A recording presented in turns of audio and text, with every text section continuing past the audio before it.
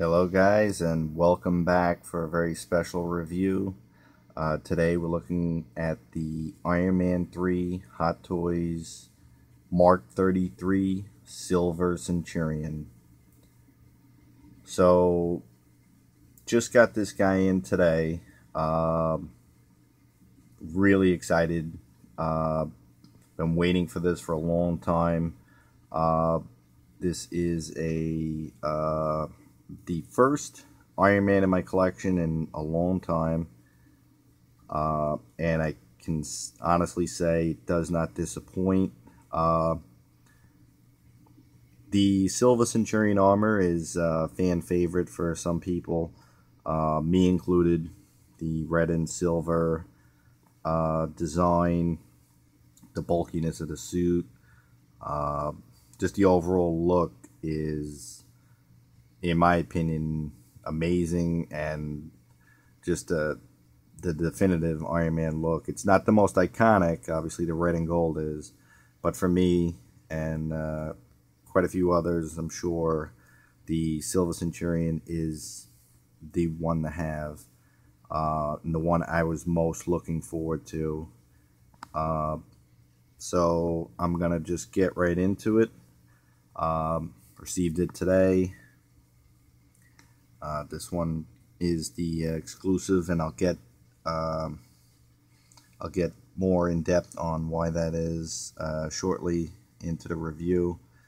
But I want to go ahead and just give you a nice visual tour of the figure.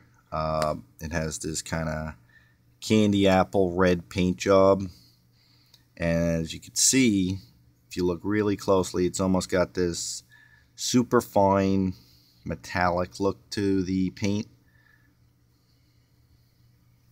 You see where it just ever so slightly sparkles. Really nice. The red is very rich and glossy, and very high-end looking paint job on this.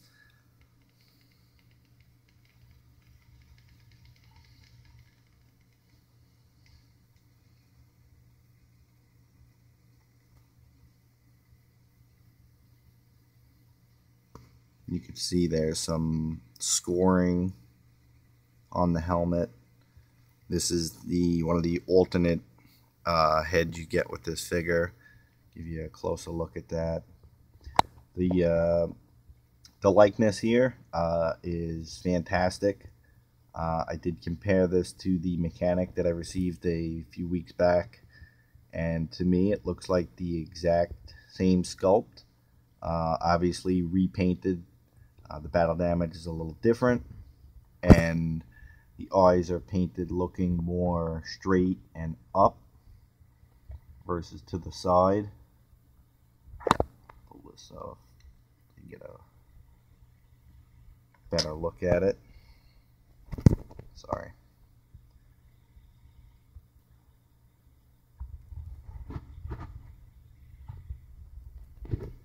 Blood work is fantastic, very realistic looking.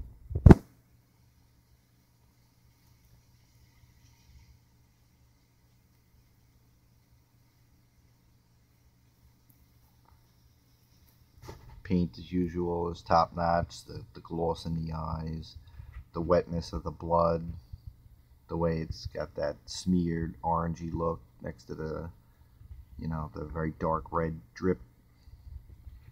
Really nice.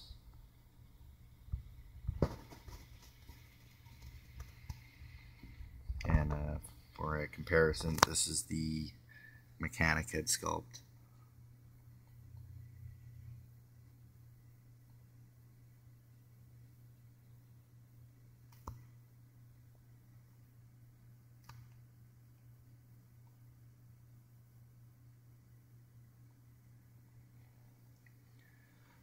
Back to the figure, going into a little more detail look at the armor. Another thing I noticed, I haven't had a Iron Man since the Mark IV, so things have changed. This is one of them. The elbow joint is now plastic, so it doesn't actually bend. The arm bends around it. so it doesn't bunch up. I know people had stated that there was problems in the past where this would bunch up if you left it bent for too long and cause problems with the rubber joint. That looks to have been fixed, which is fantastic. Excellent improvement.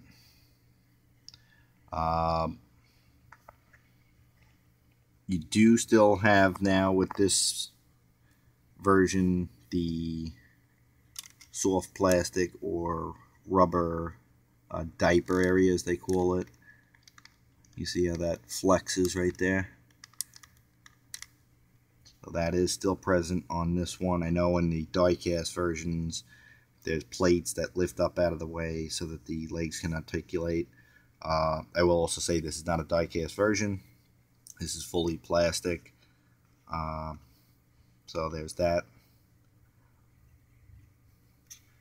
Give you a closer look at the flares. They don't seem to be functional, but I don't remember it ever being used in the film. But there's a lot of nice detail going on there.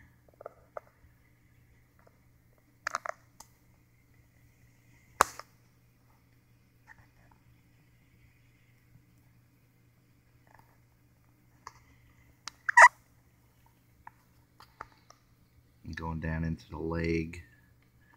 I'm not sure exactly what this is, but it's got some inset parts in the armor there. Gives it some depth. And I will say, you know, one of the first things you notice when you get this guy out of the box is just how bulky he is. Very thick, bulky armor.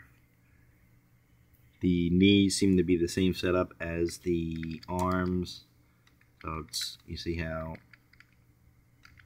it's one piece, and then the actual leg portions bend around the actual knee joint, which is the same for the arm. So there's no rubber joint bending. It's the legs bending around the joint itself. And then you got the plates that move to work with the foot articulation. It has the full pivot, has a toe articulation point right there.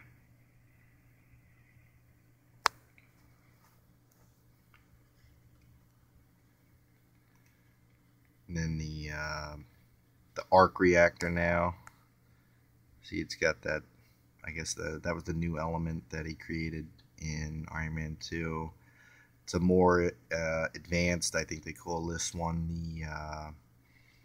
the enhanced energy suit. So I believe in the comics, one of the features this one had was an actual force field. It could project, as well as aside from your standard repulsor blasts, it had some kind of like other kind of repulsor that it would shoot and would gain momentum over time and be more powerful. Anyway, I'll give you a look at the inner workings there of the shoulder joint. Really nice, the mechanics, the details. You see looks like maybe wires under there.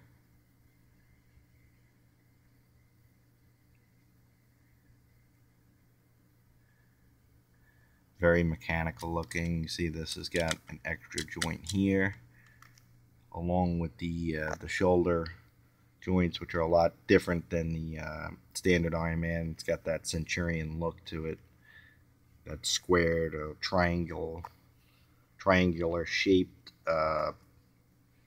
armor. So it gives it that classic Centurion physique. Very bulky, very armored looking. It's a very beefy suit. I'll give you a look at the back of the figure. Actually, while I'm here, take a look at this side profile, just how bulky and beefy that suit is.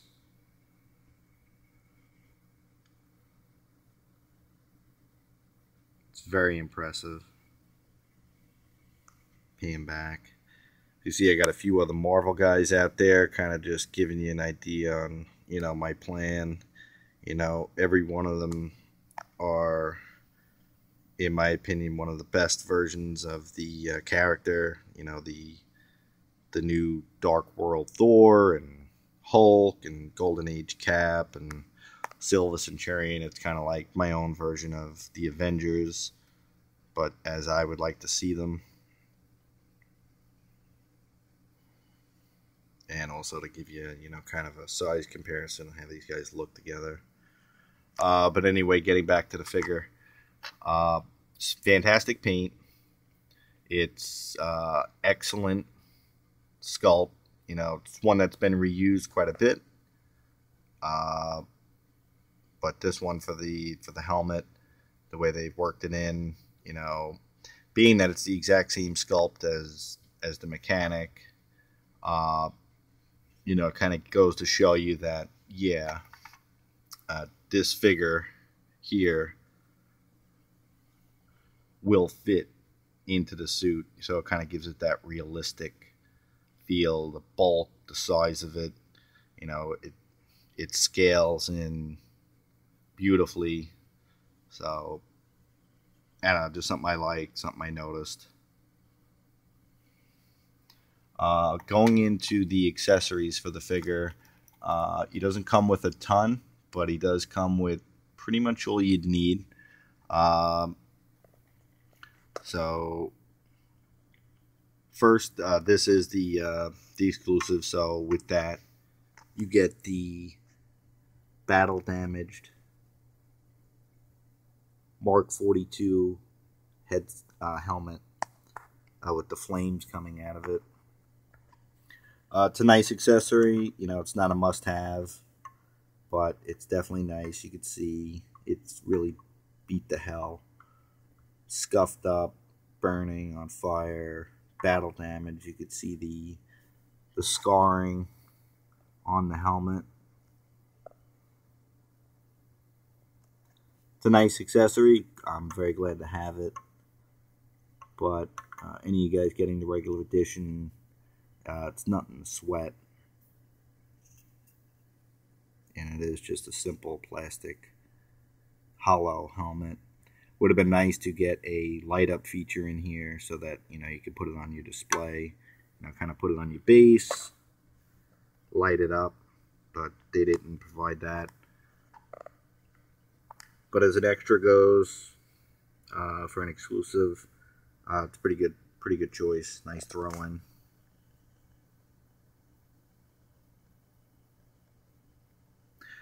Next up is the actual clean Silver Centurion helmet.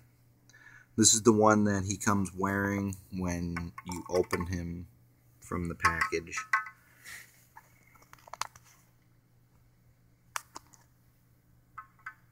It's got the light up features, and you can see it's perfectly clean.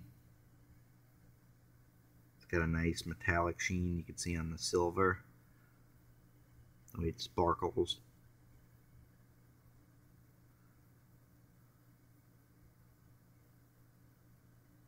As opposed to the helmet I got on him now, you can see the difference. You got the, I guess, like carbon scoring and battle damage on this helmet, and it wraps around. Gives it that dirtied, worn battle damage look, which is nice. So you've got two ways to display it.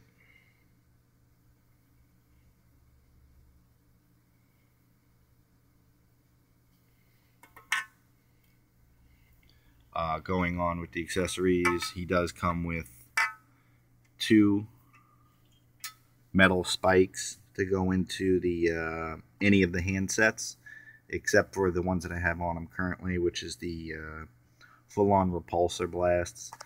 They will fit into the next accessory, which is the articulated hands. See the slot right there for them.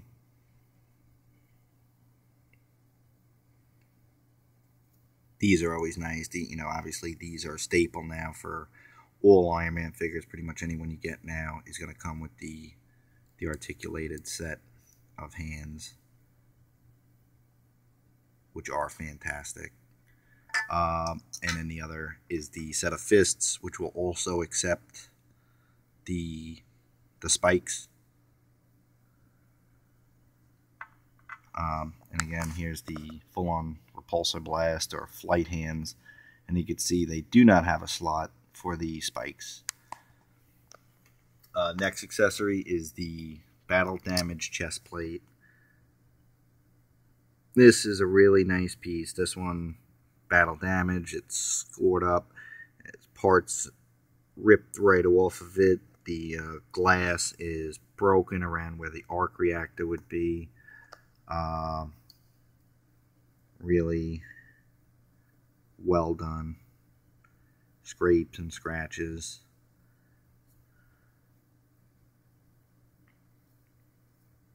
And then you can see there's the 4 tabs where it slots into place.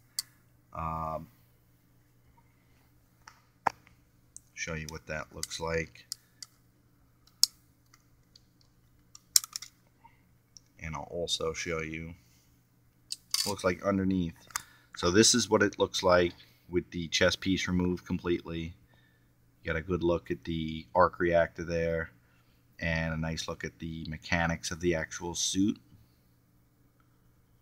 And you can see the 4 slots where the chest armor attaches. And I'll show you what this looks like.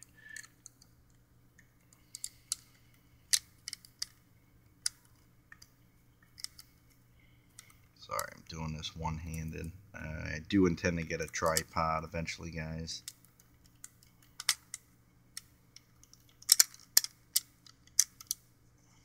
There we go. And that's in place.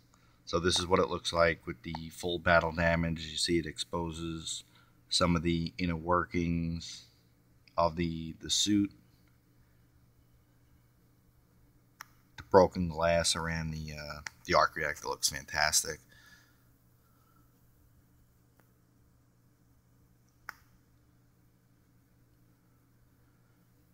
And also show you the other accessory, which is the other faceplate, which has got like a smoky battle damage look, and it's got some slight scratches you see right there at the bottom.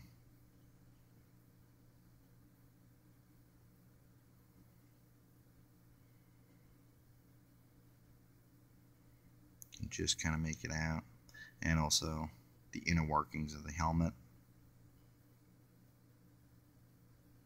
The 2 magnets.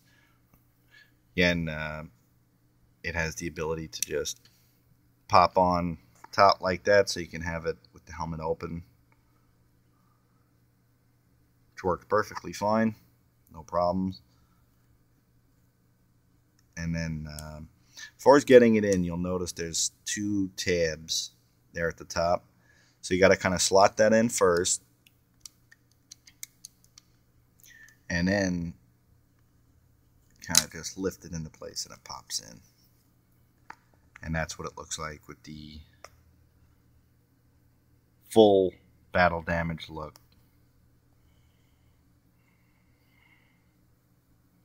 There are no other parts for the legs or the arms to kind of like show more battle damage. Would have been nice to have some more included, but in any event, I think this figure looks amazing. I am loving this.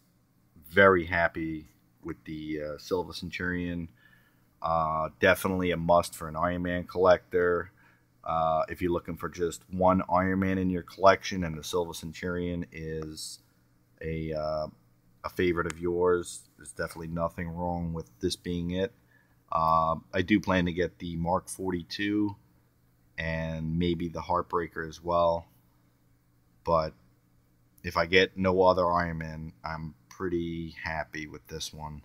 because Silver Centurion, like I said, is a personal favorite. I think this came out fantastic. I think Hot Toys did an amazing job on recreating this. As far as weight goes, he does seem heavier than I remember my Mark IV and the Mark III battle damage I used to have felt. So there's some nice weight to him. I'm sure he's not as heavy as the diecast figures for sure. And I would have loved that if they would have made this one in diecast, but I am not disappointed in the slightest that he's not, because he came out fantastic. It's extremely bulky. The paint is amazing. He's got some nice display options. He's got a great head sculpt for Tony Stark likeness. So this pretty much has almost anything you could want in the Silver Centurion figure, the Mark 33. Another gripe I do have that was pointed out by Clipper King and I believe Denobi, which are the only other reviews that I'm aware of right now on this figure, is that the base, while really nice, gives you that whole armor appearance, does not light up. So that's kind of a bummer. And I know this base was released in the past with figures, other Iron Man figures, that it did light up. There's a battery compartment underneath, but it's not usable. It's not functional. So this is just a static base. But they did include the newer articulated dynamic stand arm. So that's a nice feature, you know, to get them into a flight pose. And you'd have to do some bending on this to get them to actually stand on the base. But I do plan on keeping them pretty much in this state. This is pretty much the look I'm going for, is him in flight. And you can see with the other guys, Thor and Captain America and Hulk, I think they look fantastic together. They look great. Super happy to have this. If you have any questions, please leave them in the comment section. I'll do my best to answer them. Obviously, one of the things that you haven't seen is the light-up features. Did not install the batteries. I do apologize, those who wanted to see that lit up. I may do a follow-up review after I've installed them. But I typically don't install the batteries or even pull the tabs on the ones that I do that have light-up features, because it's not something I do for a regular display. You know, I think it's just a little, it's a nice thing to have, and I want to have it, but I don't necessarily plan to use it. But again, if you guys really want to see it, I'll try and install them and upload a follow-up review to this, to show you what that looks like lit up. Again, I'm not big on articulation in the reviews. I could show you some key points, but unfortunately I don't have a tripod, so trying to articulate everything with one hand is not really feasible for me. But again, highly recommended. I can't recommend this guy enough. Only complaint is the exclusive doesn't have a light up feature in the Mark 42 helmet, and the base doesn't have a light up feature, which are two things that they really should have added to this to really set it up apart. The figure is not cheap, and I don't think they should have cheaped out on those. But as far as the figure goes itself, thoroughly happy. Beautiful. The design, the execution, the paint,